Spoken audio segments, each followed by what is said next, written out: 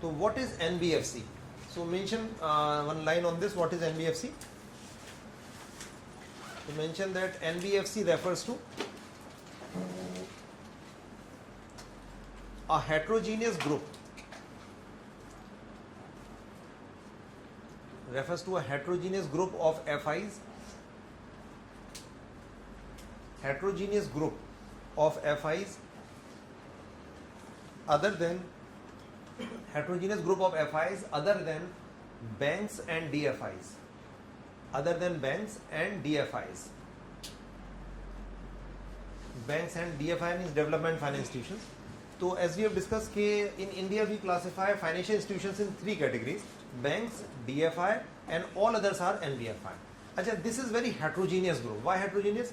Because mutual funds are entirely different from insurance company. They are different from hedge fund. They are different from merchant banks. They are different from various other institutions, MFI.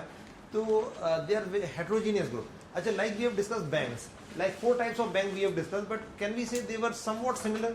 Commercial banks, cooperative bank, RRBs, all of these, they raise funds from public and they give loans. So banks are quite similar. Even DFI are quite similar. They provide financial assistance and technical assistance to respective sectors. So these banks are homogeneous and DFI are quite homogeneous. But this NBFI include all others, and which are very different actually. So it's a very heterogeneous group of all financial institutions, which is not a bank and DFI, that would come under NBFI. Now we will discuss few important NBFIs. Like we would start with, like, one is mutual fund.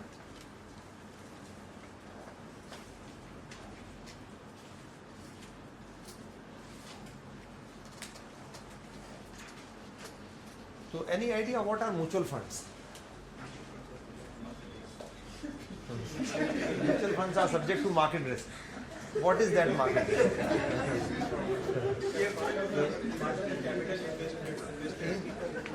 So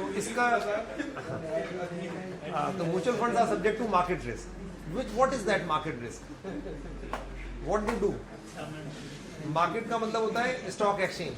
इसका मतलब है they are investing in stock exchange. Means that your money is invested in stock exchange. Any idea what is mutual fund in very simple language?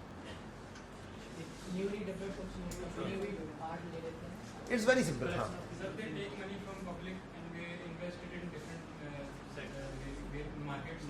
Yes, they collect money from people and they invest in stock exchange. And whatever return they will pass on to you. So they are mediators between general public and stock exchange. You can directly invest in stock exchange, so you may not have technical expertise. So you can give your money to these people and they will invest your money and they will give you return and charge some commission. Got the broad idea? So write down what is the basic definition. Okay, these are FIs.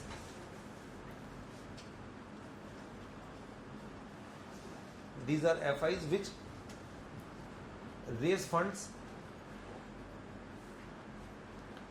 from the public through sale of their units. Raise funds from the public through sale of their units. They will give you unit, means their security, and take money.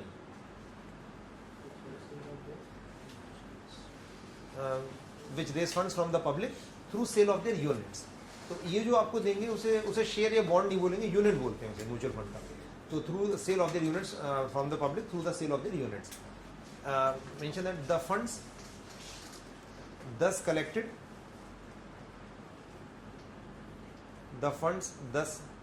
collected in bracket corpus, CORPUS, the funds thus collected in bracket corpus are invested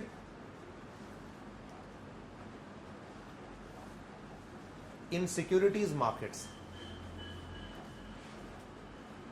The funds thus collected, that is corpus, are invested in securities markets by their asset management companies. By their asset management companies, EMCs, in bracket EMC. Or in simple language, by investment specialists. So these mutual funds, they have investment specialists or economists. They study the markets, they study various companies' profile, and they will see that which company is expected to perform good and whose share price is going to go up, so that we shall invest in that. So that unit of mutual fund is called asset management company. AMC is not actually a separate company. In simple language, it is a kind of unit of it is a unit of mutual fund which decide which company shares to buy. So why they are called this? In simple language, AMC is a kind of experts who decide which company share to buy or sell, when to buy, when to sell. Achha, what is the most important asset of mutual fund? Shares, bond they will buy. So the group of experts who manage which share to buy means which asset to buy or which asset to sell. Share means asset. So they are managing assets. So the experts who are deciding which company share to buy, they are doing what? They are managing asset. So that is called asset management company. I think clear. So they sell. I'll explain. Let's suppose this is public, or you can make this public, and this is mutual fund. They will collect money from public and they will invest in stock exchange. Means securities market means mainly stock exchange. They can buy share from stock exchange or maybe through IPO from. So they will collect money from public and they will invest in stock exchange. So mutual funds are mediators between public and stock exchange. Achha, how they collect money? They will collect, let's suppose, 10 rupee from you and they will give you a piece of paper called unit. Let's suppose value of this unit is rupees 10. So they would collect 10 rupee from you and give you a piece of paper called unit.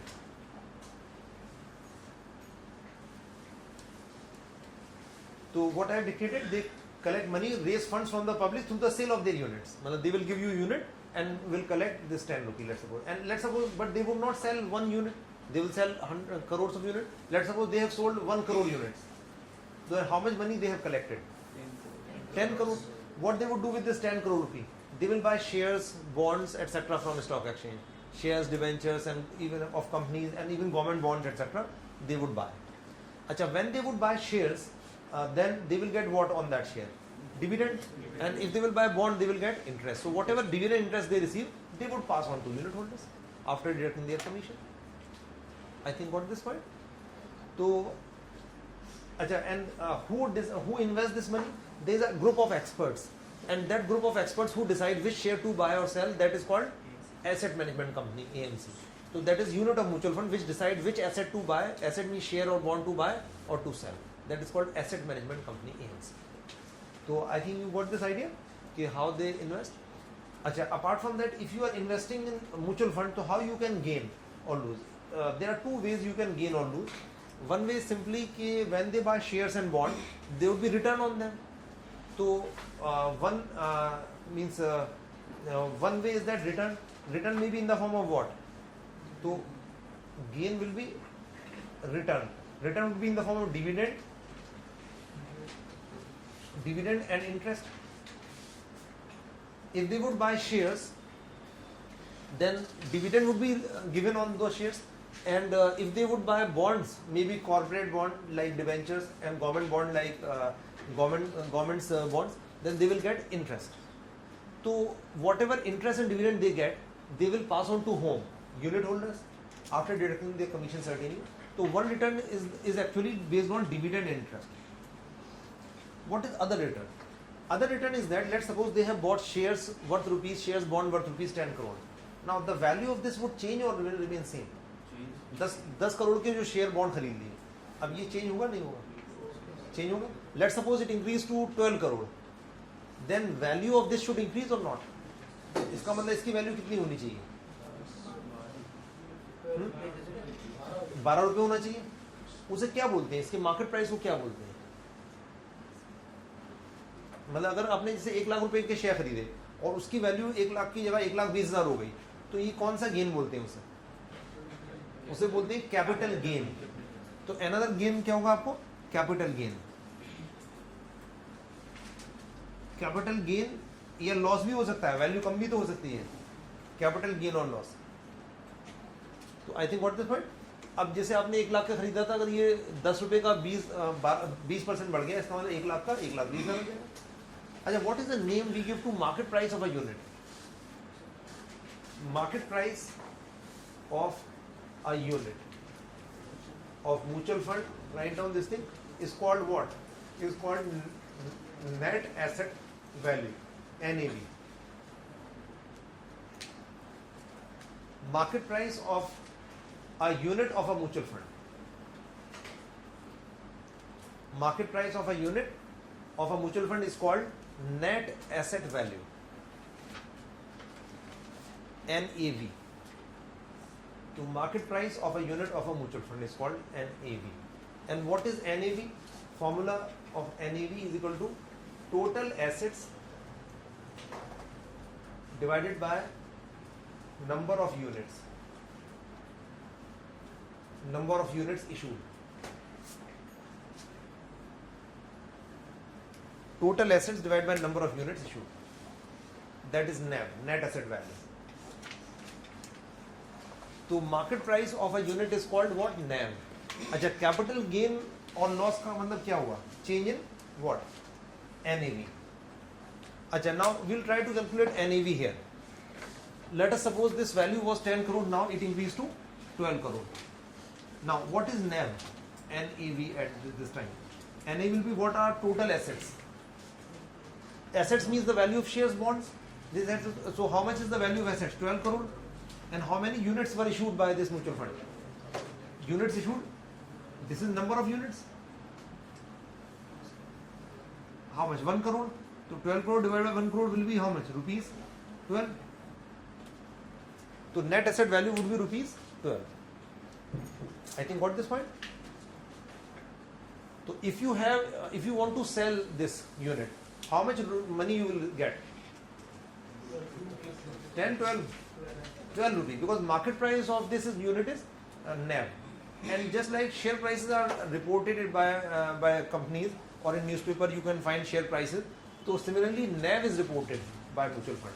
So you can see in newspaper what is NAV today. If you want to sell, you can sell it at that amount. So NAV is market price of unit. Achha, if tomorrow it would further increase to, let's suppose 13 crore, maybe after a few days, then your NAV would increase to 13 rupees. I think got this point. So market price, and if you want to buy one more unit now, it is now NAV is 12 rupee. If you want to buy one more unit, how much you have to pay for this 10 rupee unit? 10 rupee or 12 rupee? 12, because now market price is this. When it was issued in 10 rupee. Now it would be bought and sold at NAV. So you can buy or sell at NAV. I think it is clear. So there are two ways in which you can gain. One is that if you buy a mutual fund, so one is that whatever shares, bond they would buy, there would be some dividend and interest, and they will pass on to public unit holders. One that is called actually return or income in the form of dividend plus interest, and it's a mixture because they invest in both shares and bonds. So it would mixture. Second thing is that the value of these shares would go up or down. So it will go up, that is your capital gain. It will go down, NAV will come down, then it is a capital loss. I think logic is clear. So there are two ways in which you can gain or lose. I think clear. Apart from that, you can invest directly also in a stock exchange. If you want to buy shares or bonds, you can also buy directly or not? Yes. If you buy shares, let's suppose you are making direct investment. How you can make direct investment? Through, you can open a demat account like with Sher Khan or India Infoline or ICICI Direct, Axis Direct. So you can open a demat account. Let's suppose you open a demat account with Sher Khan or ICICI Direct. Then you can directly buy share. If you will directly buy share, how you can gain or lose? If you have bought a share, then dividend may be given just like this. So you will get dividend. And second thing, value of share might go up or down or not. Yes, that is your capital gain. So in the same manner, you will gain or lose. Logic is clear. If you will buy direct, if you do direct investment, so return will be in the form of if you will buy bond, then you will get interest. And bond price might change, but bond price don't change much. So there may be negligible capital gain or loss. But if you buy share, price may go up or down. So if you are making investment directly, you are getting the gain in the same manner. But in which you can gain more? Direct investment or through mutual fund? Direct investment gain is more. So, but if here gain is more, why? Why gain is less here relatively? Because they would be charging commission. So why people invest through them if the gain is less here? Risk is less. Why risk is less? Because investment is made by experts. Because you may not have idea about which company is expected to perform better and share price may go up. So here this money is invested by experts. So that is why risk is less. Any other reason why risk is less?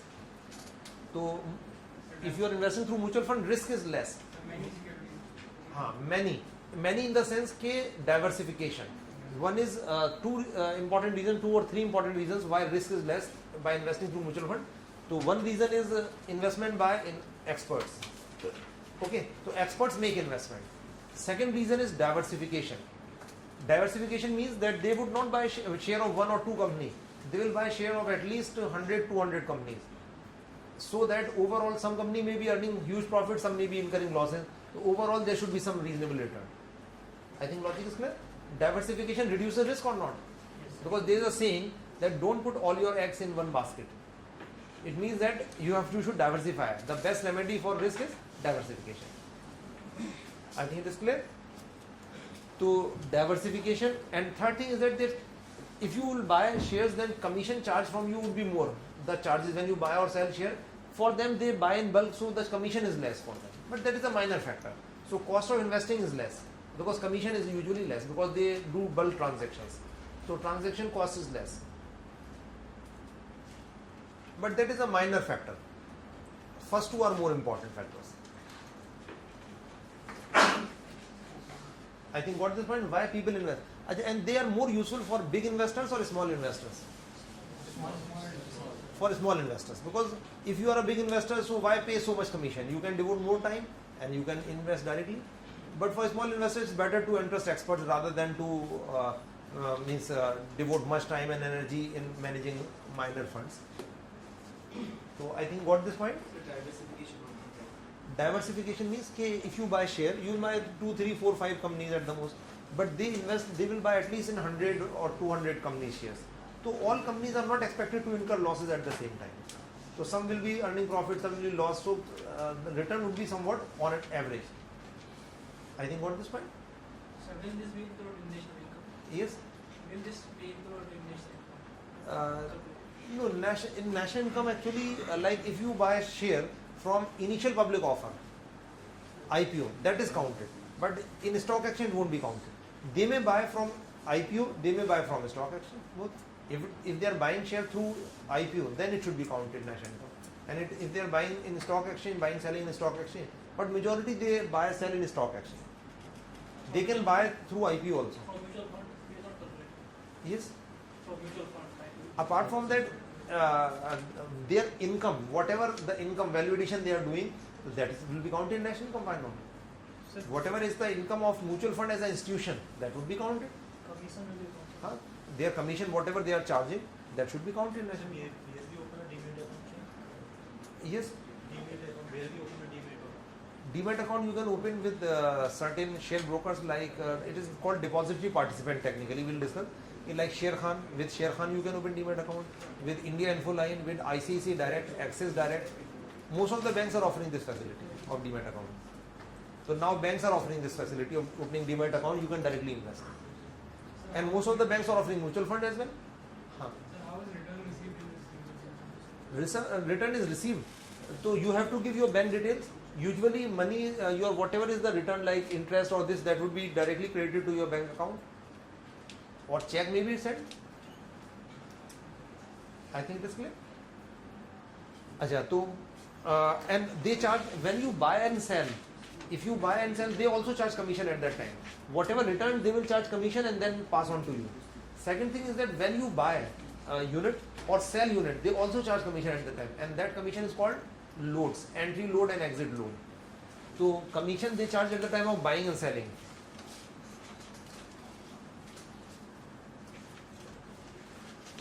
Commission, one is entry load,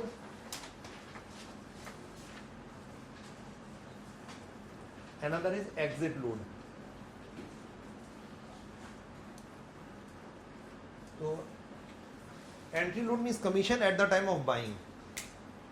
When you buy, you have to pay entry load, and when you sell, you have to pay entry load, exit load.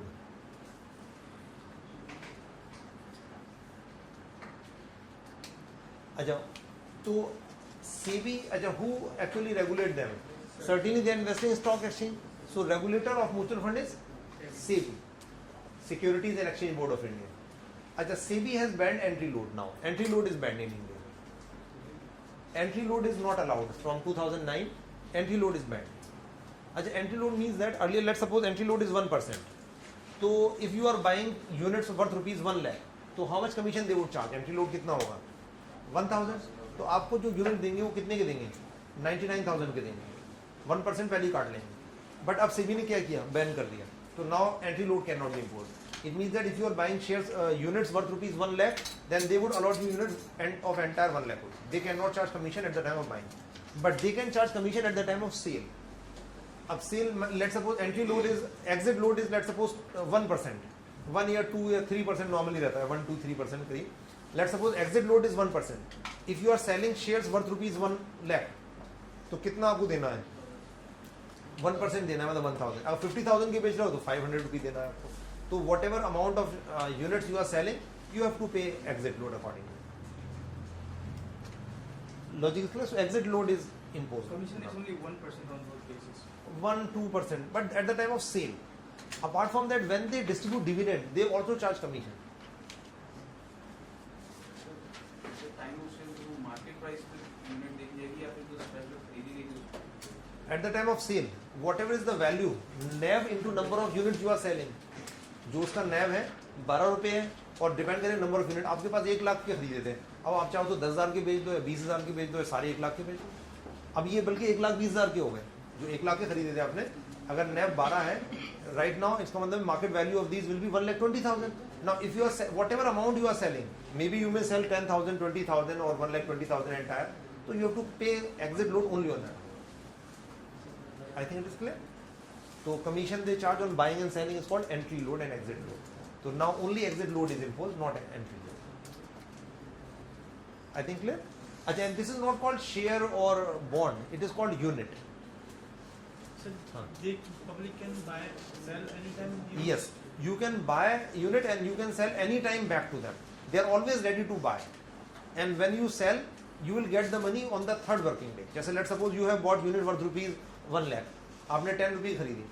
अब NAV हो गया 12 रुपये. आज आपने newspaper में देखा, you have seen. You saw that the NAV is 12 rupee now and you want to sell today. So you can fill a redemption form. If you want to sell any security back to its issuer, it is called redemption. So they are ready to redeem. It means that you can anytime sell it back to that mutual fund. If let's suppose you have bought mutual fund from State Bank of India, if you want to sell, you can directly sell it to SBI. So any company whose mutual fund you have bought, you can sell it directly to that company anytime. At what price? At NAV. And NAV is reported on daily basis. So you can see, let's suppose today you saw newspaper that the NAV of your this unit is 12 rupee and you have bought 1 lakh rupee. Now what is the value right now? 1,20,000. So you have to fill redemption form and give it to the same office, same company, and they will and money would be transferred in your bank account day after tomorrow. On 3rd working day, money would be transferred. Achha, one more thing, if you have bought shares and you want to sell shares today, so would you get money today itself? No, there also you get money on 3rd working day. We have T plus 2 settlement system, means T transaction date and next 2 working days. So here liquidity is same, because here if you want to sell it back, you can sell it anytime and you will get the money on that 3rd working day, just like shares. So it is similar to direct investment. Liquidity is same. I think got this point? So there are 2 types of schemes rather. Mutual funds. One more thing, if you go to a mutual fund, if you go to a mutual fund company, let us suppose, what are the mutual fund companies? Which is the first mutual fund company in India?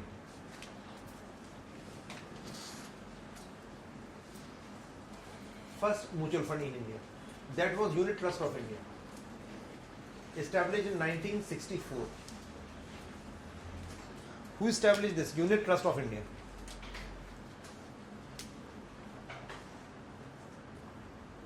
Who established this? It was established by RBI. It is Government of India's mutual fund. So Unit Trust of India, UTI. So UTI is a public sector mutual fund.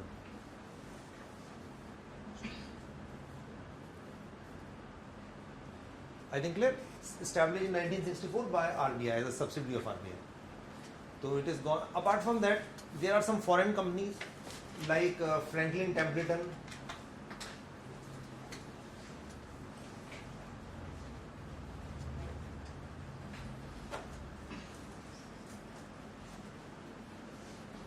foreign company, Franklin Templeton, and apart from that, most of the banks are offering this SBI mutual funds and etc.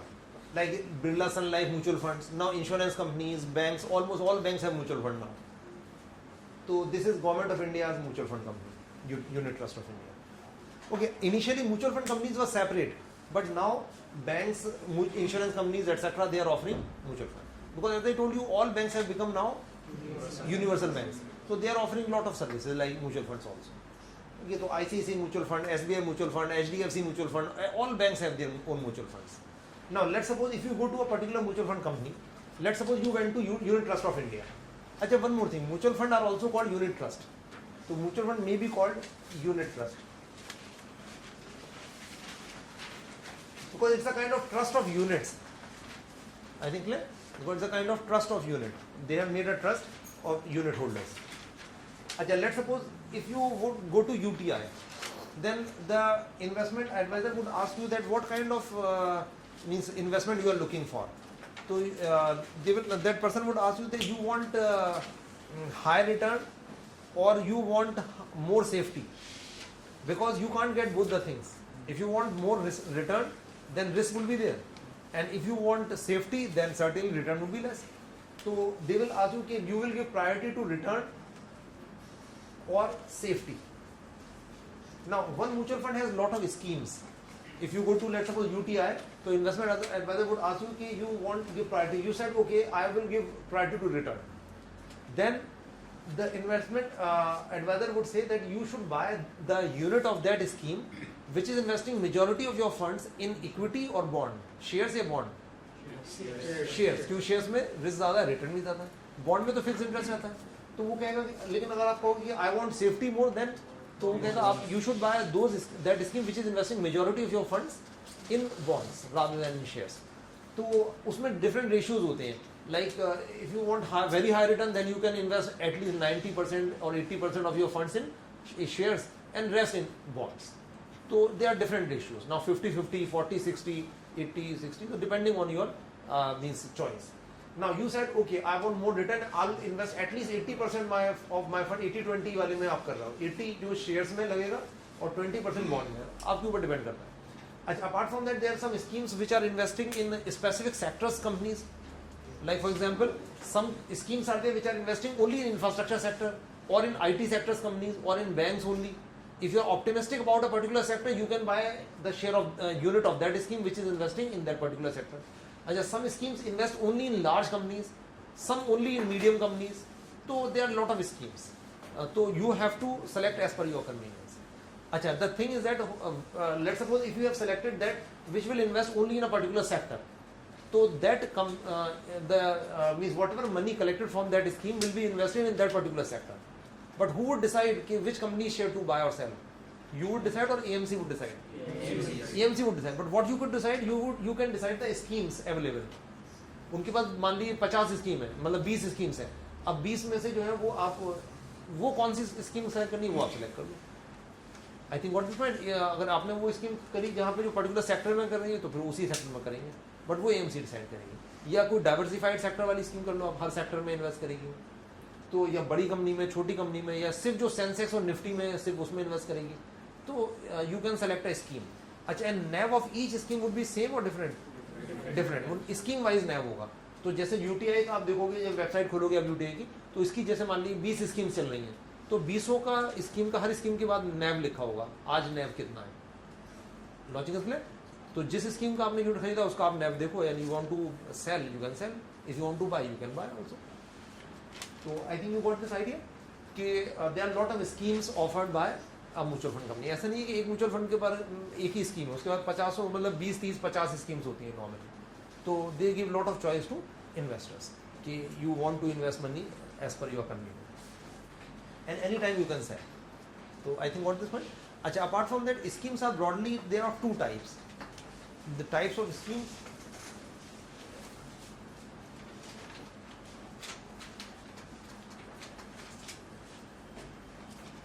one is open-ended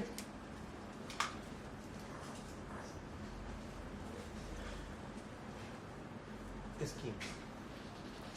Till now we have discussed only about open-ended schemes.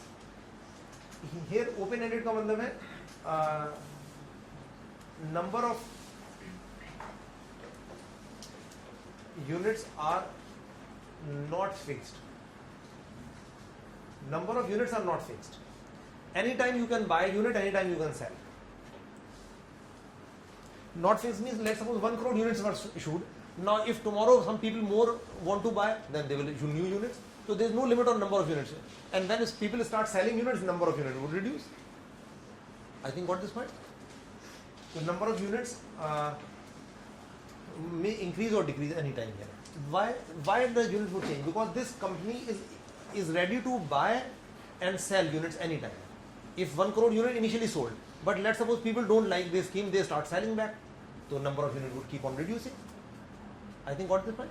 Achha, one more thing, can a mutual fund can become bankrupt? Let us suppose कि NAV down होने लगा, अब मान लो ये 6 रुपए रह गया, 6 करोड़ रह गया वैल्यू, तो bankrupt हो जाएगा? ऐसे में नहीं होगा. क्यों नहीं होगा? नहीं होगा. इसकी लाइबिलिटी देन NAV कितना हो जाएगा? 6 रुपए. 6 करोड़ की एसेट्स हैं, लाइबिलिटी कितनी होगी? NAV ही तो देने की लाइबिलिटी है, 10 रुपए देने की लाइबिलिटी नहीं, NAV देने की लाइबिलिटी. NAV would be 6 रुपए and 6 into 1 crore, तो 6 करोड़ तो है ही इसके पास. तो assets and liabilities are linked. तो if assets would reduce, then liabilities would also reduce. क्योंकि liability तो NAV देने की है, market price तो NAV है, NAV देगा आपको. I think logic is clear. तो mutual fund cannot become bankrupt. अच्छा, if mutual fund cannot become bankrupt, does it means that there is no risk in investing in mutual fund? No, risk तो पूरा है. आपका stock risk bankrupt वही तो नहीं होगा, लेकिन आपका तो loss हो जाएगा. I think what this point? तो अच्छा, तो why they say कि mutual funds are subject to market risk? Because otherwise some mutual fund like companies, they may give assurance कि we are giving you written assurance, we are giving you assurance that you will get this much return. Okay, their returns have been very high earlier, so but there is no guarantee that it could be it may persist in future. So it depends on stock exchange performance. If the stock exchange would tumble, certainly your NAV would go down and you will lose. I think what is point? But here risk is relatively less. Risk is there, but relatively less. I think you got this point. So that is why it is that on direction of SEBI, they have to say this thing.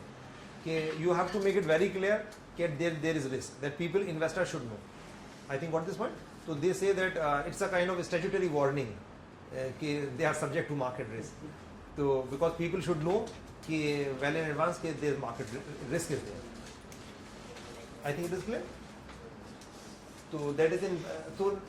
Till now we have discussed open-ended scheme. Number of units are not fixed means they are always ready to buy and sell their units. If people would start buying more and more units, then number of units will increase, and when people will sell back, number of units will reduce. So they keep on changes on daily basis. The daily changes. This is till now we have discussed this scheme. Now other kind of scheme is closed-ended scheme.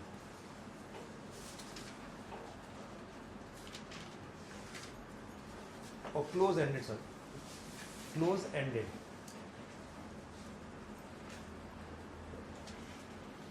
Here, number of units are fixed.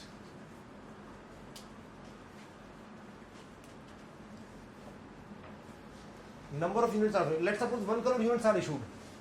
तो fix कब रहेंगी? जब ये खरीदेगा या नहीं खरीदेगा? If this will buy unit from directly from you, then number of unit would change or remain same? Would change. So would it buy back or not? No, it won't buy back. You can't redeem the units. So if it has sold unit to you, now it's yours. You cannot sell it back to mutual fund. It is not liable.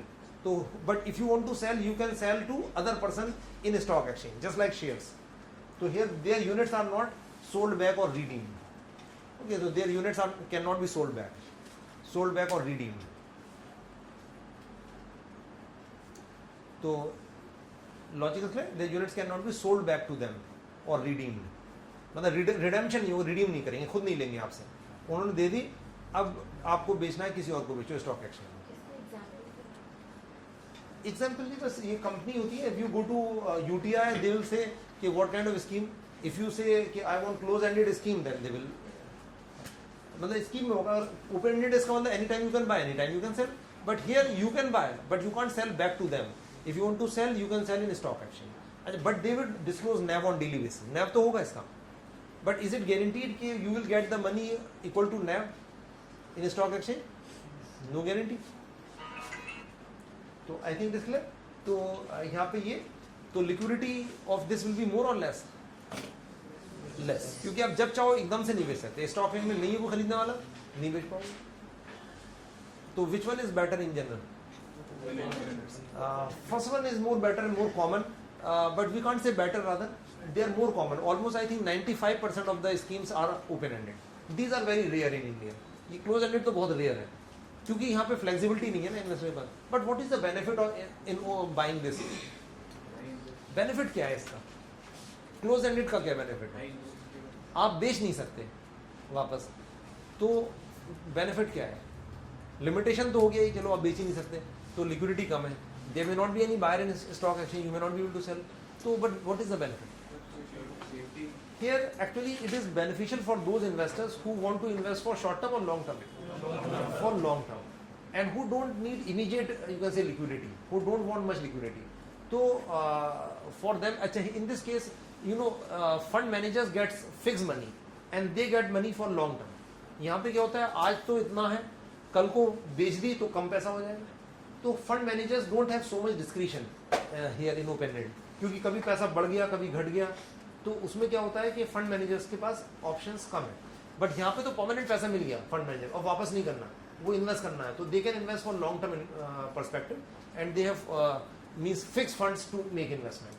तो chances of actually you can say gain is slightly more here.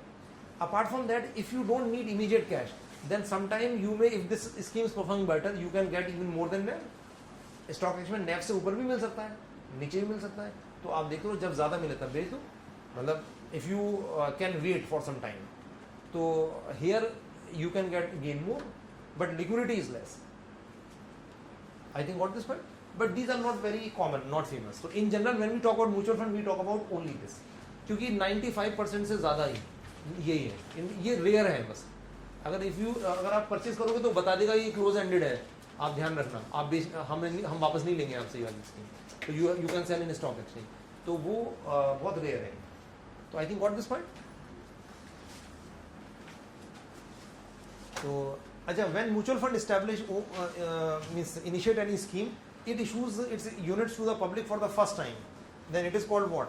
जैसे company issue shares to public for the first time, it is called IPO.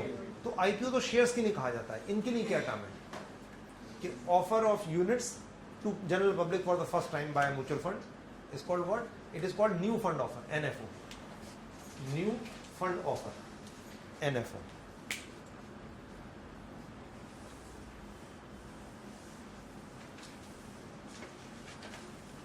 New fund offer, NFO.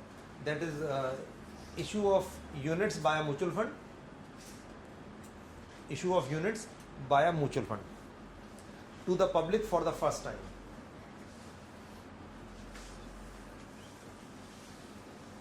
Issue of units by a mutual fund to the public for the first time.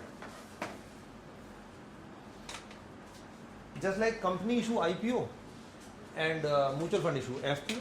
जब अपनी unit नई scheme start करते हैं तो वो पहले NFO निकालते हैं, new fund offer. I think this clear.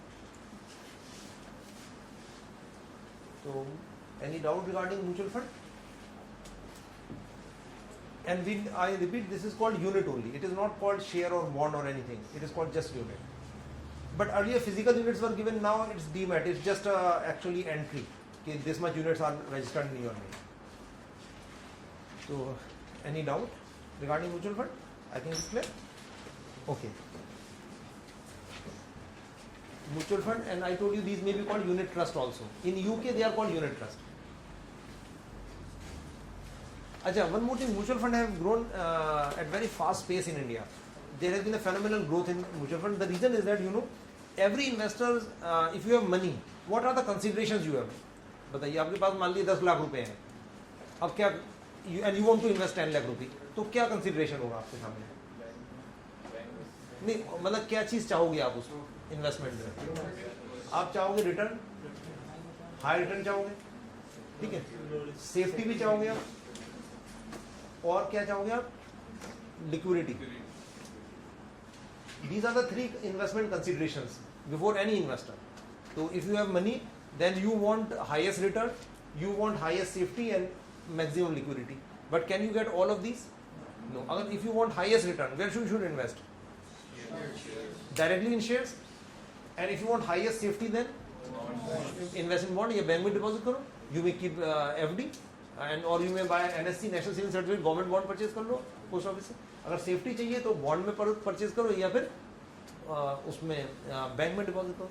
अच्छा सेफ्टी के साथ लिक्विडिटी भी चाहिए तो या तो बॉन्ड परचेज कर लो और सेफ्टी और ज़्यादा चाहिए तो बैंक में ही डिपॉजिट करो. पब्लिक सेक्टर बैंक में करोगे तो और ज़्यादा सेफ्टी है पब्लिक सेक्टर बैंक में. और लिक्विडिटी भी चाहिए तो सेविंग्स अकाउंट खोल लो. इंटरेस्ट कम मिलेगा लेकिन लिक्विड है. अगर लिक्विडिटी नहीं चाहिए तो एफडी कर दो, रिटर्न थोड़ा ज़्यादा मिल जाएगा. आई थिंक व्हाट दिस पॉइंट. अच्छा बट शेयर्स में क्या है, रिटर्न है, लिक्विडिटी है, बट सेफ्टी नहीं है. अच्छा mutual fund provide a very good combination of these things because you know liquidity is very high equal to shares. अच्छा and return is very quite comparable to stock exchange and risk is relatively less. Relatively risk is there but relatively less क्योंकि यहाँ पे expert invest कर रहे हैं. तो mutual fund provide a very good combination of these investment considerations. So these are investment considerations. तो I think what this point कि mutual fund में क्या है कि रिटर्न भी बहुत ज़्यादा है क्योंकि बैंक में कितना मिल जाता है. अगर आप देखोगे बैंक में नॉर्मली 8-9% इंटरेस्ट मिलता है यूजुअली एफडी पे. अच्छा if you see the return in stock exchanges in the last 10 years और 20 years और 30 years तो return has been about 20 to 30% at least. कम से कम 20-30 तो रहता ही है मतलब ऑन एन एवरेज, बल्कि और ऊपर भी चला जाता है 40-50% तक हो जाता है कभी कभी. तो 20-30% एक्सपेक्टेड रहता ही है ऑन एन एवरेज. तो यहाँ पर रिटर्न बहुत हाई है क्योंकि बैंक से बहुत ज़्यादा डबल से ज़्यादा रहता ही है और रिलेटिवली सेफ है एंड लिक्विडिटी तो हाईली लिक्विड है. तो that is why actually lot of people are investing now in mutual fund. That is why there has been a phenomenal growth of mutual fund. I think got the idea कि why mutual fund have grew at so fast pace in India. Okay, so first we have discussed mutual fund. Now another type of financial NBFC is like insurance company.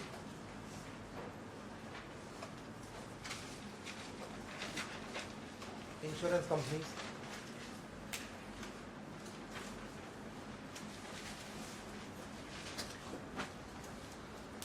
So insurance companies just write down okay, these are FIs which raise funds from the public through sale of their insurance policies. Raise funds from the public through sale of insurance policies. FIs which raise funds from the public through sale of their insurance policies. In bracket through insurance premium. Through insurance premium. Through insurance premium. मतलब they get money in the form of insurance premium. जब आप policy खरीदोगे तो premium दोगे आप insurance premium, उससे पैसा लेते हैं. तो ये यूनिट बेच के पैसे लेते हैं, ये अपनी इंश्योरेंस पॉलिसी बेच के पैसे लेते हैं. पैसे क्या करते हैं? Same thing. Mention this thing, their corpus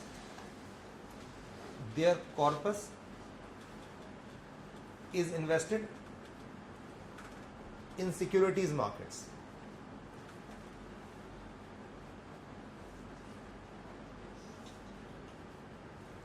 Invest in securities markets. So why? They just by their AMCs, asset management companies. Just like mutual fund have AMC for investment, insurance company also have AMC. तो जो invest करना है stock exchange में जो तो the group of people who manage which share to buy और sell that is called AMC. तो इनकी भी AMC होती है. I think it is clear. Just like mutual fund. अच्छा why they invest? Logic is very simple. I am give you a simple example of a insurance company. Let's suppose you open a insurance company for insuring cars. Okay, you insured 100 cars. ठीक है, आपने 100 cars insure कर दी and premium you charge is let us suppose 10,000 rupees per car. So how much money you receive? 10,000 per car आपने क्या तो 10 lakh आ गया आपके पास. Okay, I'm giving you a simple example. You open an insurance company to insure cars and you insure 100 cars and per car you charge 10,000 premium and you insured for 1 year ki any accident or theft anything you would compensate. So now anytime out of these 100 cars, maybe 3, 4, 5, 7 cars or 10 cars, whatever, would they will come to you for compensating. Some may be theft, some may get met with accident, etc. So now out of this 10 lakh, if the claims are more than 10 lakh, then you would lose, and if claims are less, you will gain. Now what would you do? Anytime claim can come. Now should you keep it as a cash in your pocket, 10 lakh? No. So what are the options? You would invest. If you invest in bank, then return would not be much. Like in saving account, return won't be much. But if you make FD, claim can come anytime. If you break FD, then you have to pay some penalty. So what is the best option? Invest in stock exchange. And whenever return is there, claim is there, just sell share and pay back this money. Because returns are highest in stock exchange. So I think got this point. So whatever money collected, they invest in stock exchange through their AMC, just like mutual fund. And whenever there is any claim, they sell the share and meet that claim. So got the broad idea. So means the use of fund is same. Just like mutual fund invest in shares, they also invest in shares, bonds, etc. through their AMCs. Achha, insurance companies are of two types. Insurance business rather is of two types. So one is life insurance. Even companies are different, and general insurance.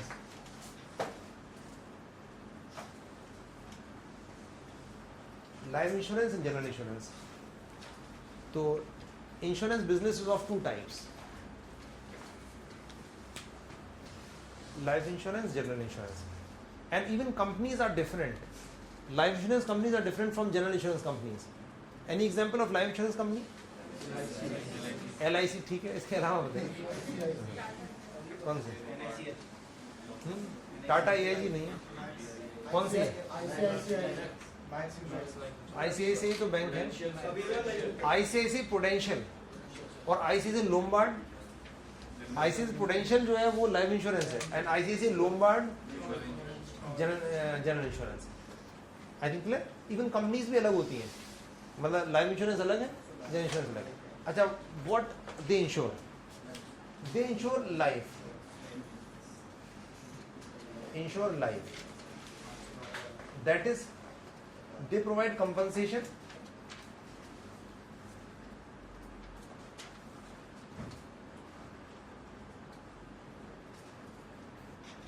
They provide compensation at the time of death or disability. मतलब compensation देते हैं. They provide compensation at the time of death or disability. अच्छा, in some cases there is only death. Compensation may be given only at the time of death. In some policies they include disability or disease also. Like if a person become disabled or person suffer from chronic disease like cancer etc., then compensation may be given.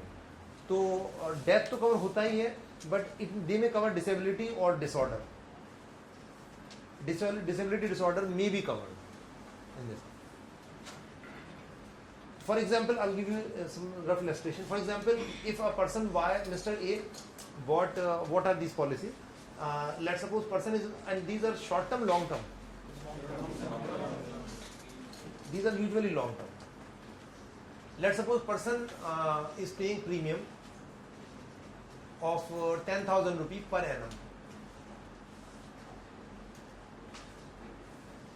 Okay, let's suppose Mr. A is paying premium of 10,000 rupees per annum. ठीक है, तो 10,000 रुपये premium पे कर रहे हैं, and the term is let suppose 30 years. तो कितना पे करेंगे 30 years में? एवरी ईयर 10,000 दे रहे हैं, तो 10 years में 1 लाख, तो 3 लाख पे करेंगे.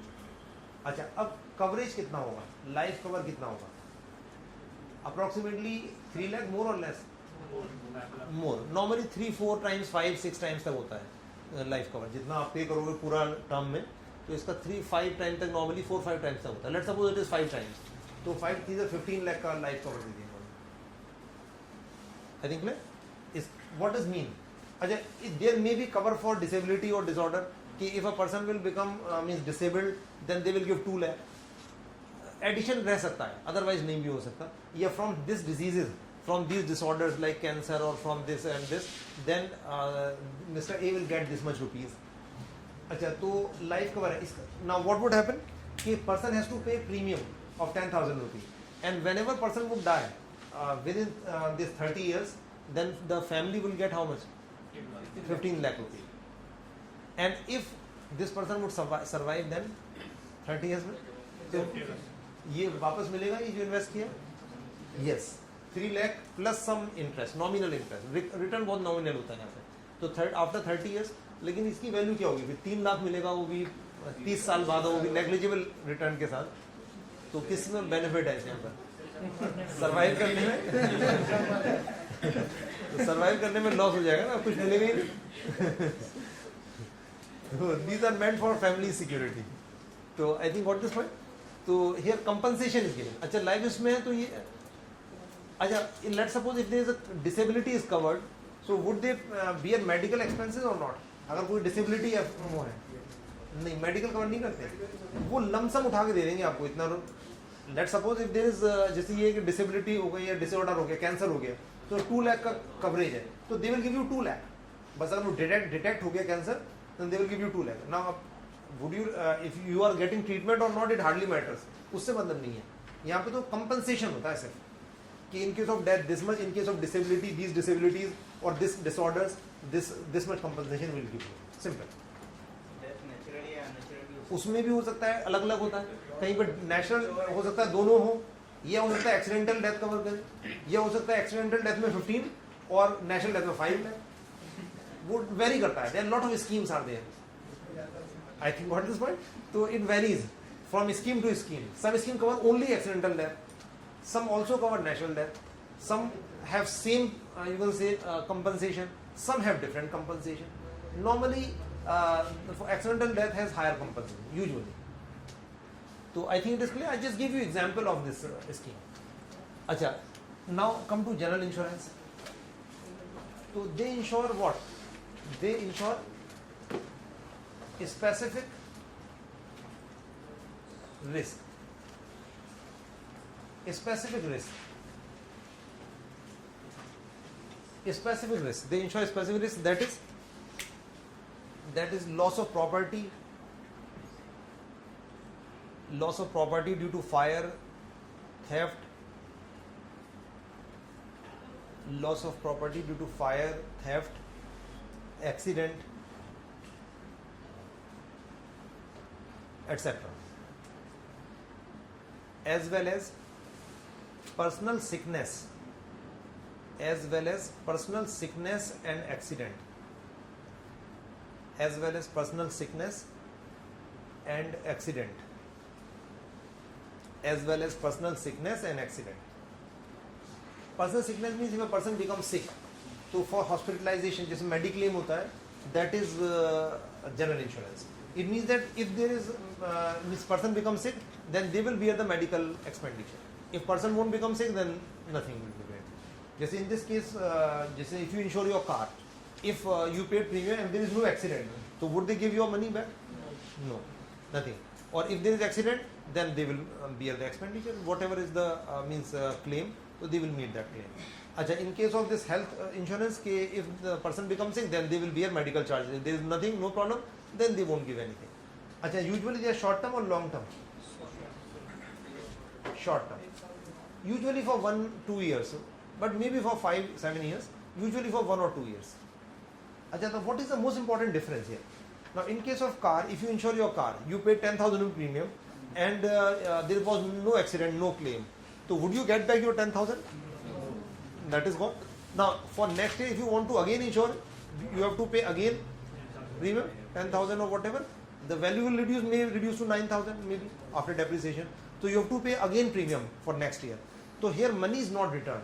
So can we say what you have bought? You have bought a financial asset or financial service? ये क्या है? सर्विस है ये, एसेट नहीं है, ये इन्वेस्टमेंट नहीं है. तो इट इज अ व्हाट, ये क्या है? These policies are financial services. जो main difference is this, it is financial services. अच्छा, हियर मनी इज रिटर्न और not? In case of life insurance policy, this money would be returned. Whatever you are paying, that money would be given back at maturity. So can you say you are making investment? Yes, sir. So what is this? Is it a financial asset or not? ये तो asset है, वापस मिलेगा. So these are financial assets. So the main difference is that life insurance policies are financial assets. Financial assets because it's an investment. This money would be returned. And this is only a financial service. You have bought a service for a certain thing. And service you have received. Payment is gone. I think it is clear. The main difference is that here money is actually is not paid back. जैसे car का insurance कराओ या health का, अगर accident होगा या बीमार होगे तो कंपनसेट वो देंगे, उसका कंपनसेशन अदरवाइज नो. अच्छा, यहाँ पे लमसम कंपनसेशन दे देते हैं. ये इवेंट हुआ, इस इवेंट पे इतना रुपया उठा के दे दें. यहाँ पे होता है कि जितना खर्चा आएगा इलाज में या कार की रिपेयरिंग में वो देंगे सिर्फ, वो बिल के according. I think what this point. तो यहाँ पे सर्विस है. अच्छा, just like that if you buy life insurance policy, can you say you have made an investment? Yes. But if you insure your car, can you say you have made an investment? No. वो तो insurance, वो तो एक service ली है आपने, वो investment नहीं कहलाया. So these policies are investment. These are not investment. These are financial services. Because what is investment? Buying a financial asset. If you buy fixed deposit, if you buy life insurance policy, or you buy like pension fund, या कोई भी आपने मान लीजिए provident fund में invest कर दिया, तो ये दैट इज इन्वेस्टमेंट. लेकिन कार का ये वो फाइनेंशियल एसेट को परचेज करने को इन्वेस्टमेंट बोलते हैं. In finance buying a financial asset is called investment. I think clear. आपने किसी कंपनी के शेयर खरीद लिए, तो can you say you have made an investment? Yes, because share is asset. तो buying financial asset is called investment also. In finance एक तो investment हमने वो देखा था कैपिटल फॉर्मेशन, उस कॉन्टेक्स्ट में यूज करते हैं इकोनॉमी के. And in finance investment means buying a financial asset. Like you buy share, if you buy any financial asset, that is called investment. So investment is buying or purchase of financial assets. I think clear. This is investment, this is not investment. Even companies are different. Okay, I think what the basic difference. Now write down one line about LIC.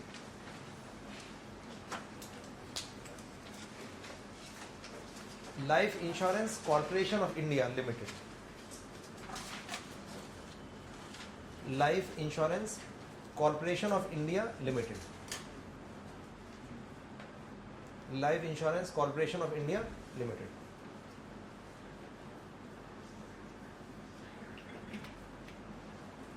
To mention that it was established in 1956. Established in 1956 by nationalizing the existing private sector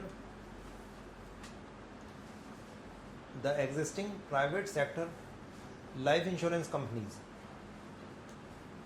The existing private sector life insurance companies. Existing life insurance companies. Private sector life insurance companies. So what government did in 1956? Government purchased all the private sector companies, and government did not allow life insurance business in private sector. What may be the logic? Government ने सब खरीद ली, ये सब बंद कर दी private sector में, सिर्फ एक कंपनी रही LIC.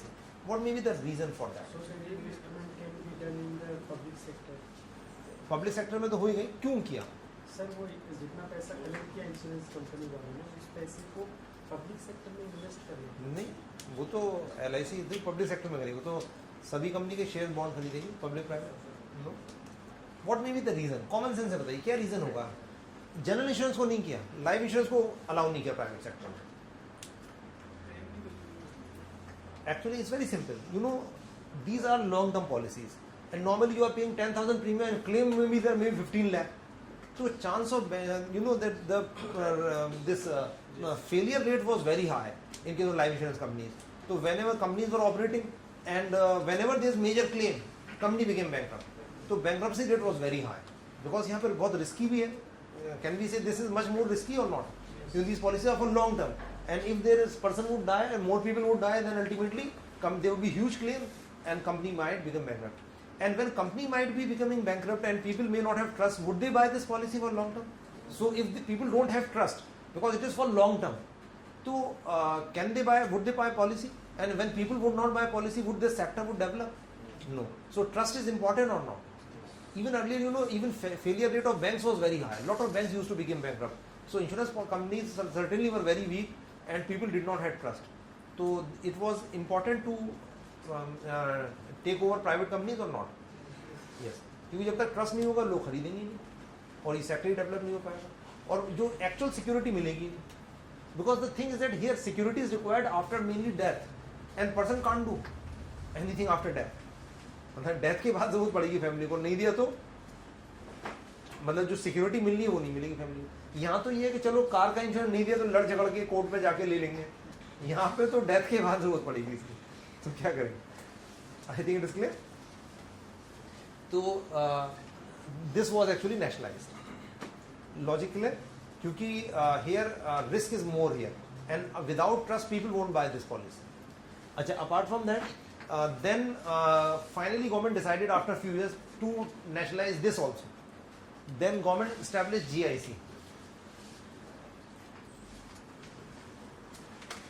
General Insurance Company.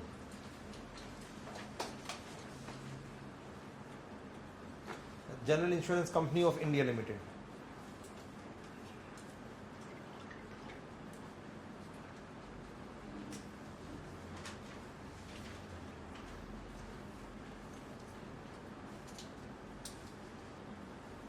तो general insurance company of India limited तो write down that it was established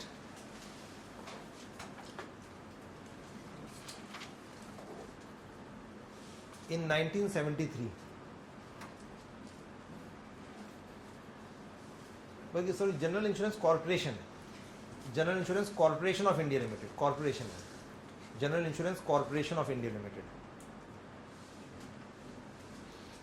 So it was established in 1973 by nationalizing the private sector same way by nationalizing the private sector general insurance companies.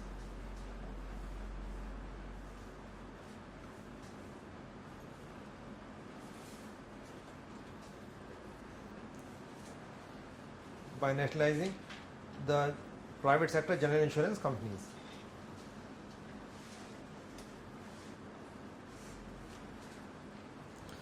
And it had 4 subsidiaries. It had 4 subsidiaries.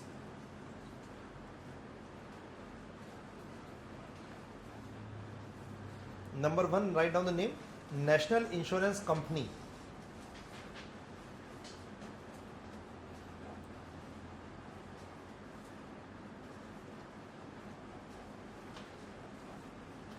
National Insurance Company Limited, NICL. Second is the Oriental Insurance Company Limited. The Oriental Insurance Company Limited.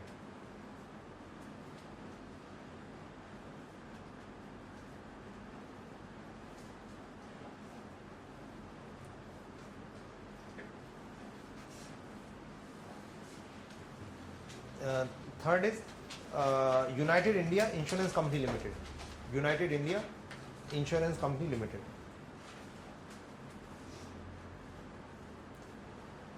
And fourth, New India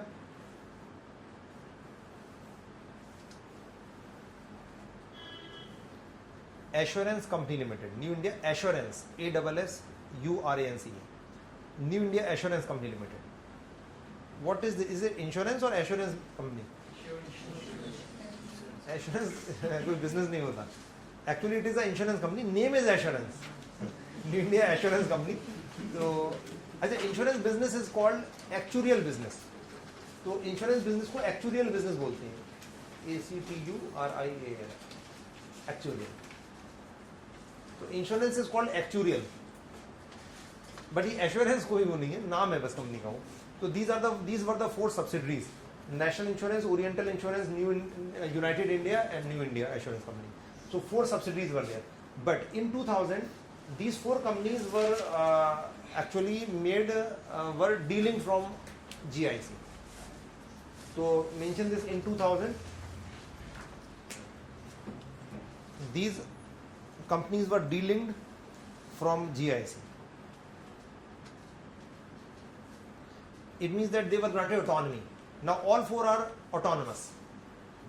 Now the shares of all 4 are held by Government of India and GIC also. and GIC was converted into a reinsurer. So in 2000 these were dealing and GIC was converted into a reinsurer.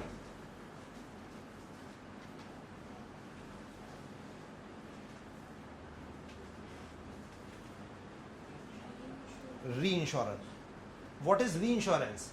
Reinsurance means providing insurance to insurance companies. Reinsurer, that is providing insurance to insurance companies.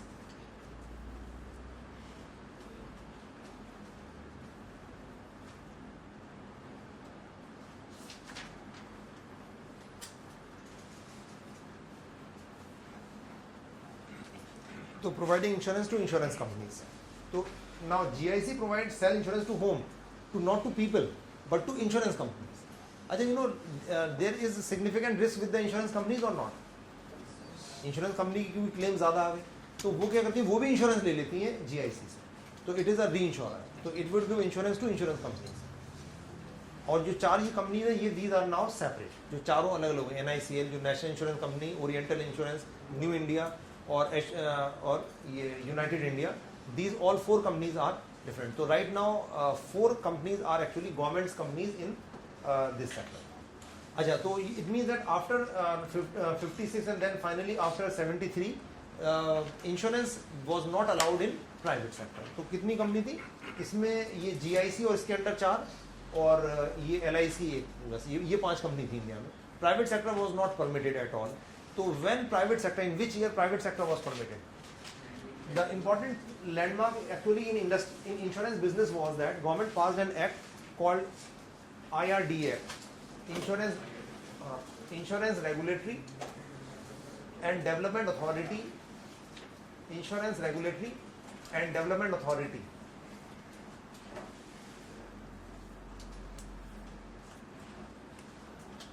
Insurance Regulatory and Development Authority, in bracket IRDA Act. Insurance Regulatory and Development Authority, IRDA Act 1999.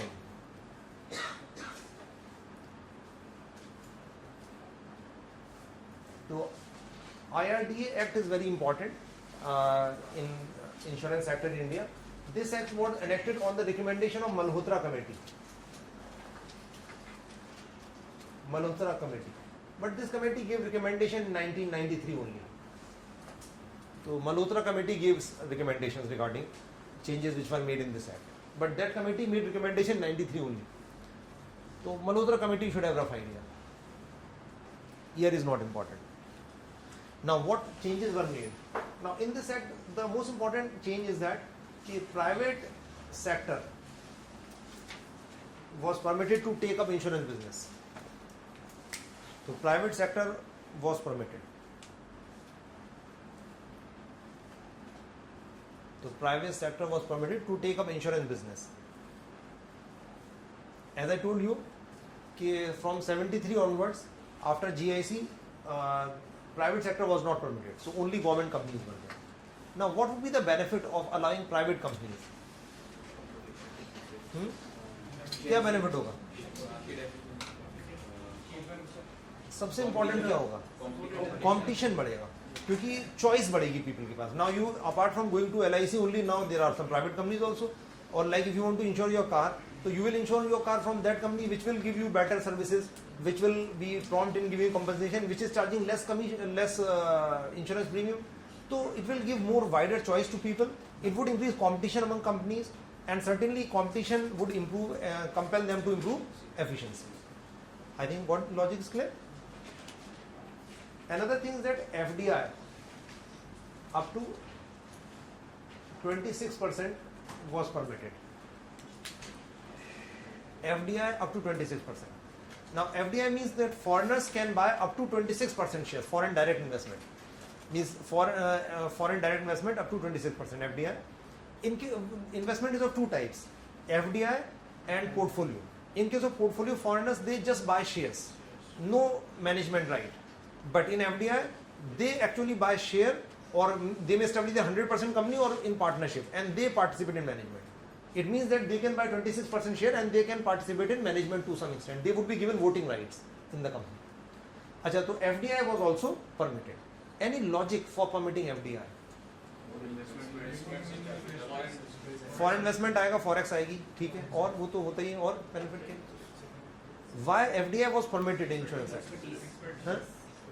Expertise आएगी, क्योंकि private में तो company थी नहीं, तो लोगों के पास experience ही नहीं था, कुछ पता ही नहीं था कैसे होता है बिजनेस. तो there are well established companies in the world. तो Indian companies who have some money and want to establish in this business, they can seek expertise from foreigners. अगर without FDI do you think this business could have prospered? No, because Indian companies didn't had expertise. जब हमारी ये business ये allow ही नहीं था, तो expertise थी नहीं किसी के पास, बस पब्लिक सेक्टर की कंपनी थी, तो उन्हीं के एम्प्लॉयज़ को लेना पड़ता प्राइवेट सेक्टर कंपनी में, तो it would not be feasible. So now actually that is why you can see almost all private companies in India, they are established in joint in collaboration with foreign companies. जैसे I told you ICICI Lombard, ICICI Prudential, Bajaj Alliance, Tata AIG और जितनी भी mostly जो companies हैं वो collaboration के साथ हैं फॉरेन कंपनीज. PNB कौन सा एक मतलब ING वैसे का भी किसी के साथ फॉरेन कंपनी के साथ वो कोलाब्रेशन है. मतलब most of the almost all of the insurance companies were established in collaboration. Why? So that they can provide some technical know how, some expertise of this business. This was the reason. अच्छा, if they would have some stake, they would provide this technical know-how expertise. And would it improve the performance of these companies? Yes. So I think logic is clear. And third important thing, but recently government has increased it to 49%. So recently, or we can say last year, it was increased to 49%. Achha, increasing FDI is desirable or not? Yes or no?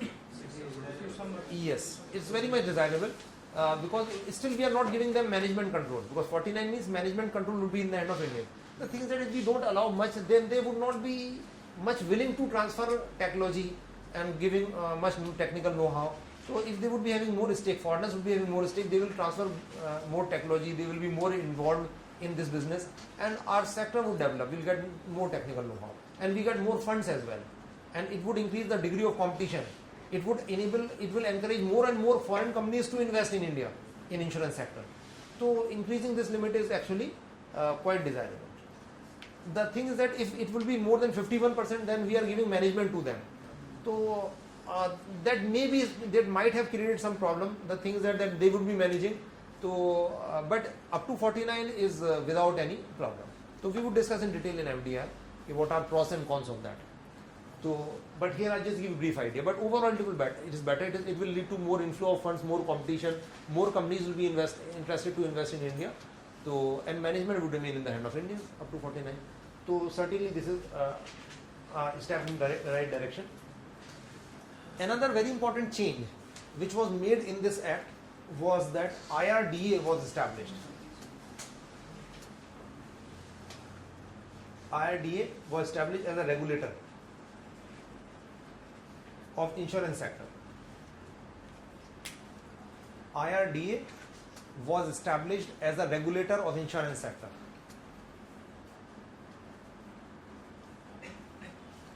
So IRDA was established as a regulator of insurance sector.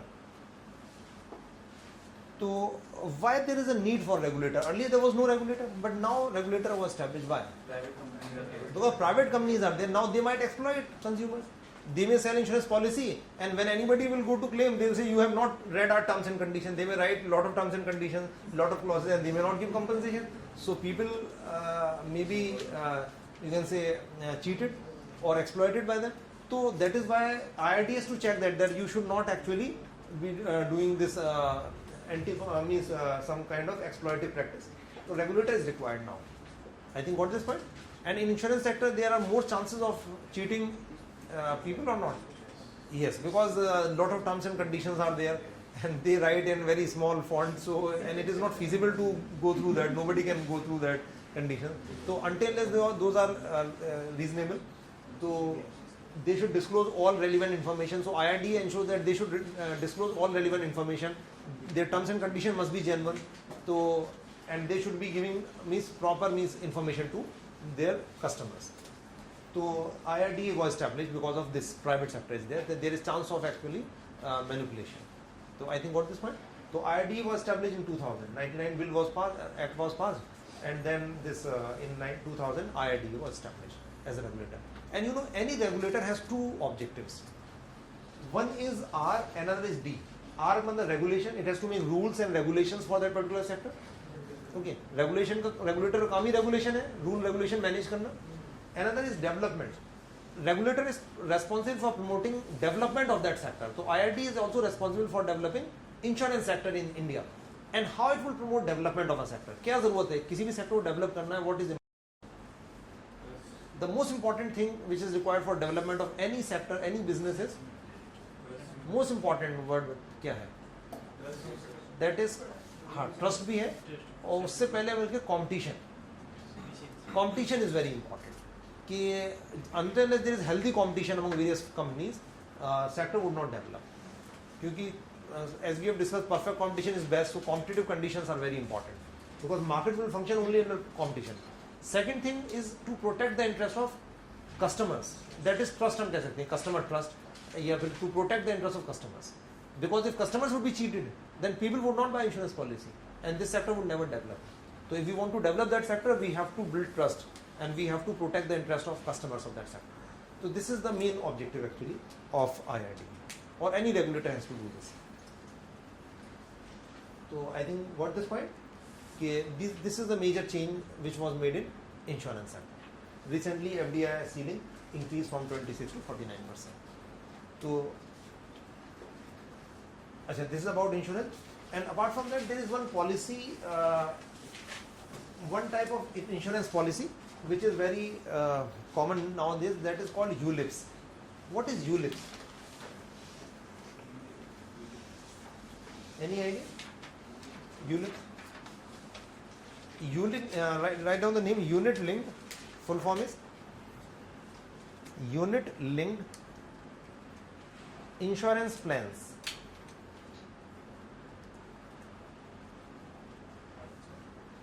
Unit linked insurance plans. Insurance plans. So unit linked insurance plans. So in very simple language, it's a mixture of what? Mutual fund and insurance. Which insurance? General life. Life insurance. तो ये क्या है? In simple language, life insurance plus mutual fund. In very simple language, mixture of life insurance and mutual fund. So mention that what are ULIPs? What is ULIPs? So mention that these are ULIPs. These are special type of life insurance policies. These are special type of life insurance policies. Special type of life insurance policies in which policy holders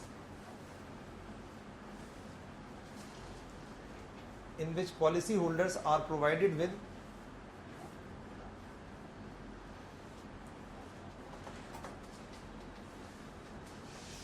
certain number of market linked investment units. Certain number of market linked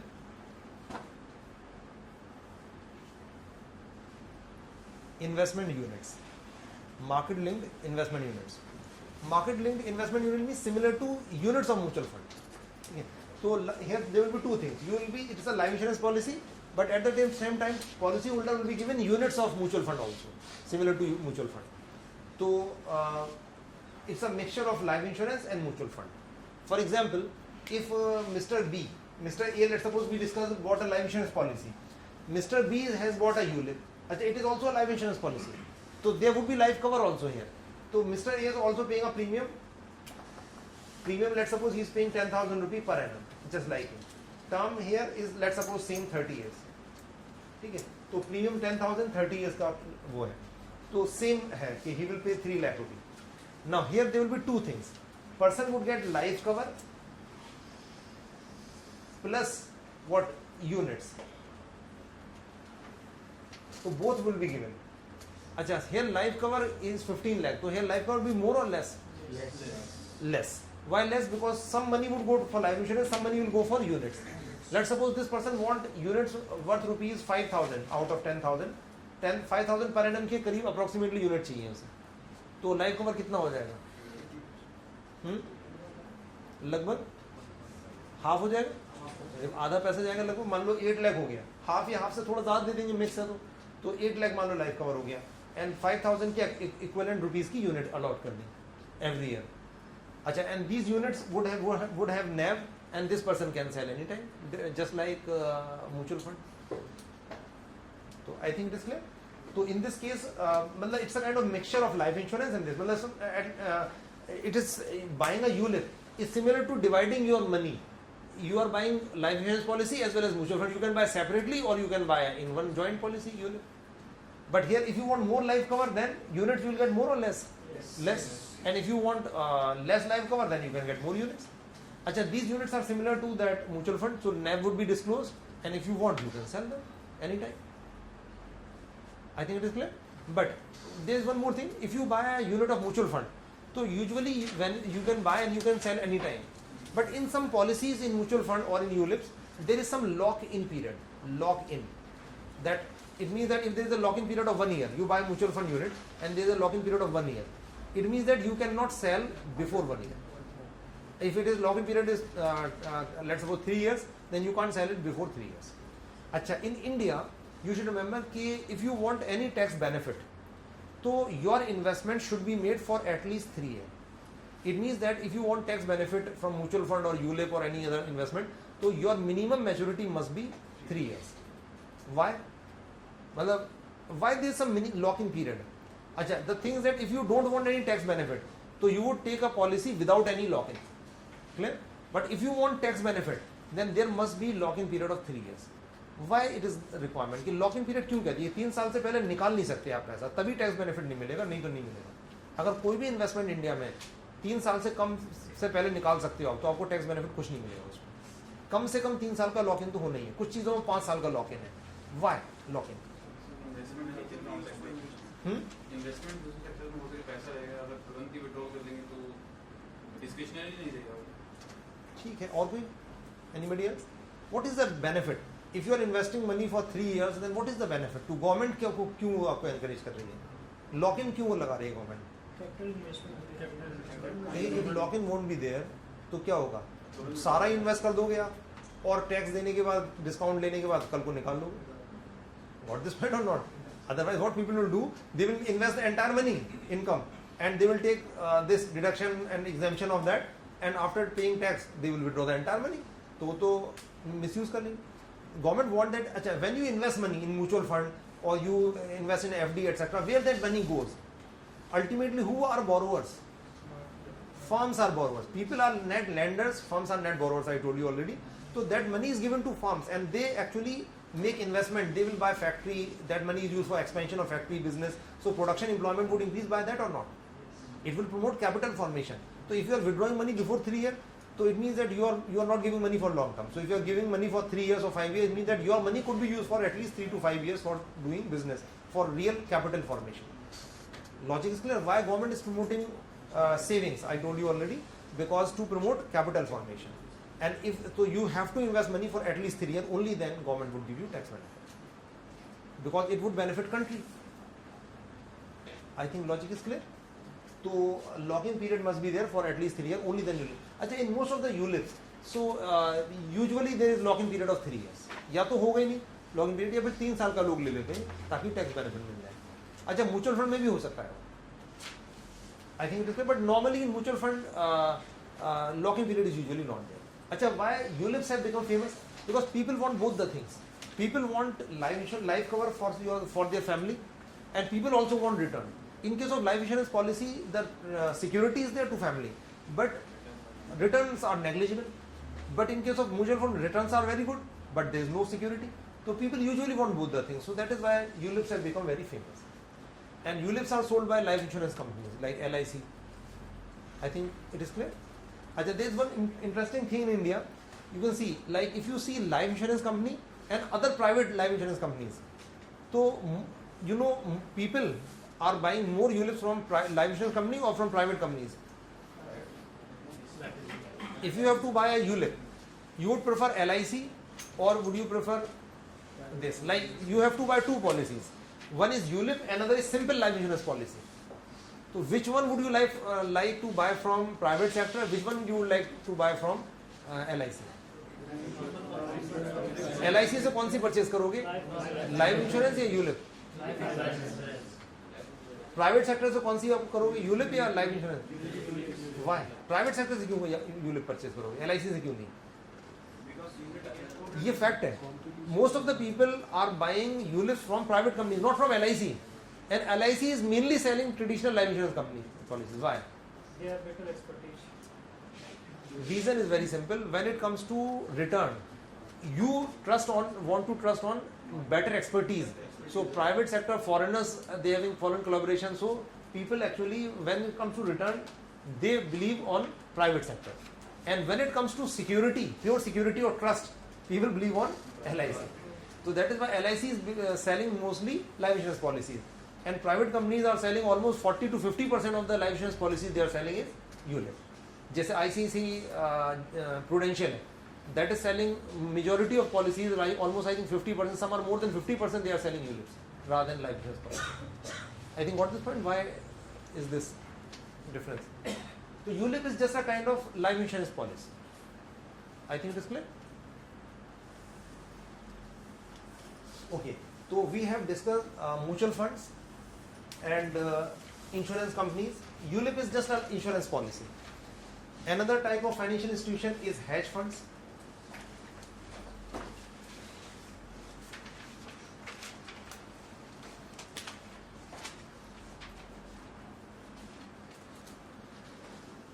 Hedge funds.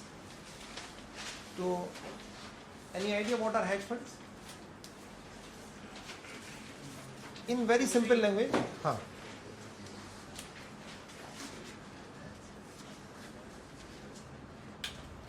in very simple language, they are mutual fund for rich people. Rich people's mutual fund. In very simple language, for understanding. Now, what are these? Write down what are hedge funds. To mention that these are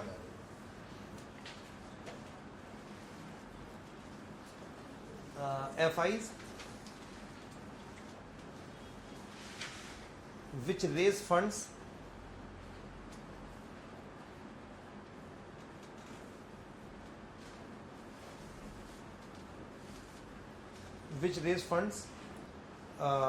through the sale of their units to high net worth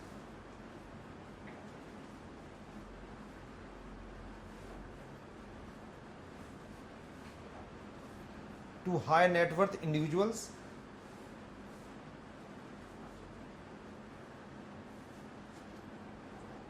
and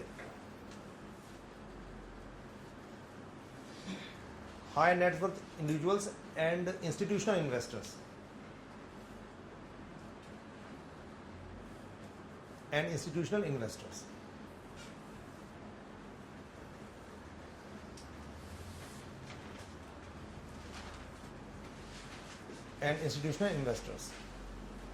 So what they do, they collect money through sale of their units, just like mutual fund, but not to general public, to high net worth individuals. Net worth means assets minus liability, means wealthy individuals. So only wealthy individual can buy their units, not normal people. Second thing, institutional investors can buy. Who are institutional investors? Like insurance companies, institutional investors, mutual funds, banks, etc. can buy. Means financial institutions can buy their units, and wealthy people can buy their units. And their units are not sold in 1 or 2 units. They are sold in chunk, bulk. At least you have to buy 50 or 100 unit minimum, or maybe 500 units. And there is usually some lock-in period. So also mention that their units are sold. Their units are sold in chunks with some lock-in period.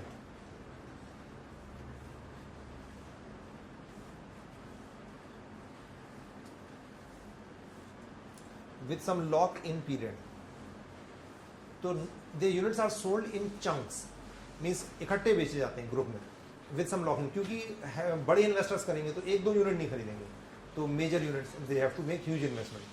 अच्छा, and what they do with the corpus? just like mutual fund invest in shares, bonds, etc. But what they do, they invest in more risky instruments. मतलब वो जो risky जैसे speculation वाले पैसे में लगाते हैं पैसा ये. तो mention this, their corpus.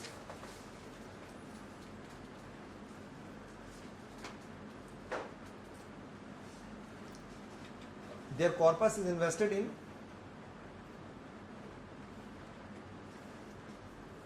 in innovative and risky instruments. In innovative and risky instruments.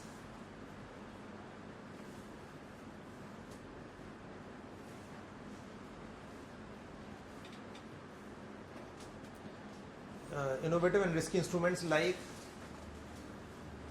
investment in futures, options, swaps, etc.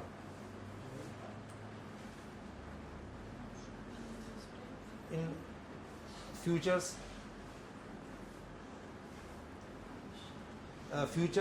options, swaps, futures, options, swaps, etc. ये अलग अलग है, फ्यूचर्स, ऑप्शंस, स्वैप्स, एटसेट्रा. तो ये actually this is a kind of speculative trading. Sometime you know in stock exchange there are two types of transactions. One transaction is that you may buy share, you may pay the money and buy share. Other transaction is that you just bet on the price of share. If share price will go up, I'll pay you this much rupee per let's suppose I'll pay you 100 rupee per increase in this much share price, or I'll take this much rupee from you. So if share price will go up, one person will gain, other person will lose. One person will give to other person. No buying and selling. The only thing is that they just speculate on share price or on any price of a commodity. So that is actually, these transactions are called this swaps and options, futures. These are actually technically this is called derivative trading, and these are done for speculation and hedging. One person may do a transaction for speculation, taking risk, and other person may do the same transaction for reducing risk. That is called hedging. In finance, hedge means risk reduction, but you should remember there is a very blurred difference between hedging and speculation. This would be clear only with example. So I'll tell you in financial markets ki what is this, what all of these things, derivative trading kya hai, what is speculation and hedging. Acha, they do what? They do speculation. But you know, speculation and hedging means taking risk and reducing risk are actually almost same thing. Means one person doing a speculative transaction and second person doing the same transaction with the objective of reducing risk. But this would be clear with the help of example only. So we'll discuss in financial markets. वैसे इन्हें speculative fund बोलना चाहिए. I think got this point, because speculation hedging is same. Actually, they are means two aspects of same transaction. So they actually do speculative investments. I think got this point. So in India we have few hedge funds, like one is Karvy Capital, Karvy, and there are some foreign hedge funds.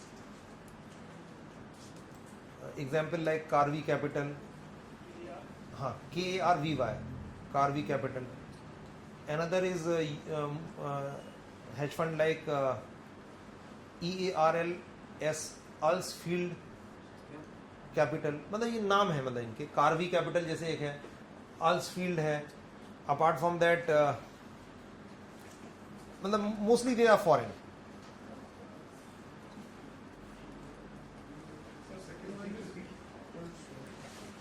Ulsfield, EARLSFILD, Ulsfield. Lot of mutual funds, means hedge funds are there, but not very important. Names are not very important.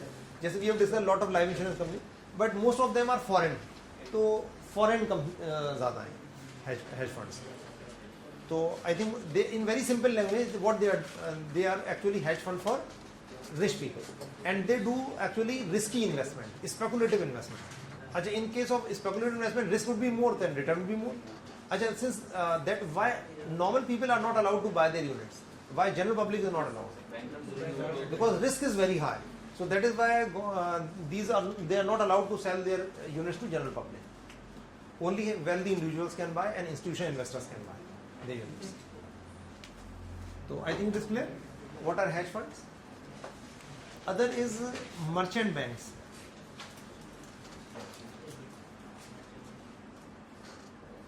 May be called investment banks.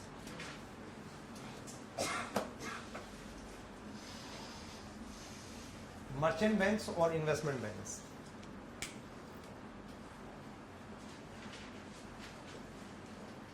So what are these merchant banks or investment banks? Mention that these are FIs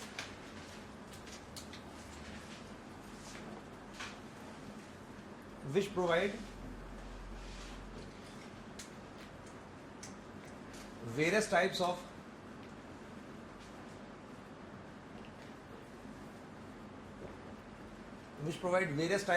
types of financial consultancy services.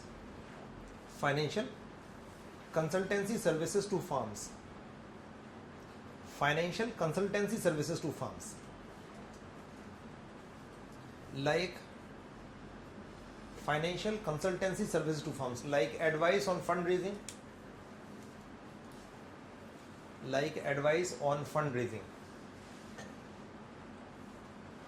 comma management of IPO, initial public offer, comma underwriting,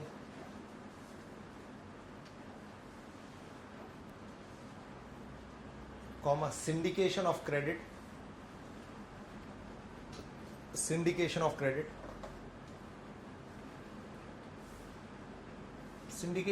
slash private placements slash private placement. The syndication of credit, or we can call it private placements, etc. So what are these institutions? These are financial institutions which provide financial consultancy services to firms. So what kind of consultancies? Like if a company, in what manner you can raise funds. So they give advice ki what are the various means of raising fund and which method would suit your business. They charge commission for that. Similarly, if a company issue IPO, so IPOs are issued through a merchant banker or investment banker. So they advise actually on pricing, etc. What should be the price of issue, at what price you have to issue this share, and apart from that the IPOs are issued through a merchant banker. They help this, as per SEBI it is required. Apart from that they means underwrite also, like we have discussed, like DFI. Actually DFI provide technical services, I told you. So those are the functions of merchant banker. Simply they are functions of merchant banker. So whatever technical advice in making project report, even evaluation of investment project, etc., all these functions are that of merchant bankers. So technically DFI perform functions of merchant banker. They actually give advice various types, and syndication of credit means if they make a syndicate of means lenders. Like if a company need 10 crore rupee, what they will do? They will contribute some money, and they may actually arrange money from other investors, and they may give guarantee, and they charge commission for that guarantee, just like we discussed in DFI. So almost all functions of DFI they perform. Actually DFI perform the function of merchant banks rather, and they in other words we can say they are mediators. They actually they enable firms to raise funds from public. They actually are banks for whom? Public or firms? Firms. So they actually enable firms to raise funds from public. Why they are called merchant banks? Because initially they were helping merchants, then they started helping all types of firms, business units. And why called investment banks? Because they promote investment. Because what firms want from public? Public want to raise funds from public for making investment. So they promote investment. I think what is this point? Investment bankers or merchant bankers. So they promote investment because they enable companies to raise funds from public for making investment. I think what this point? What is the difference between DFI and merchant bank? Yes. Is there any difference between DFI and merchant bank? Yes, DFI were established by government as such. Mainly they are established by government, and their main objective is to promote economic development, and they also finance. But merchant banks, they are commercial entities, and they provide consultancies, etc. such services. Now the difference has somewhat blurred. Earlier DFI were entirely different entities, and merchant banks were private companies. Right now banks have become universal banks. So right now almost all banks have their merchant banking divisions, like ICICI merchant banking division, SBI merchant banking division. So earlier these were separate companies, but now banks are doing merchant banking function. So I think it is clear. So right now banks are doing this function as well, but they have their separate merchant banking division. And who would regulate merchant banks? RBI or SEBI? SEBI, because they are promoting investment as such. So they are regulated by SEBI. अच्छा, who would regulate has funds? SEBI, क्योंकि invest कर रहे हैं। Insurance company के लिए तो हमने देख लिया IRDA, और म्यूचुअल फंड को कौन रेगुलेट करेगा?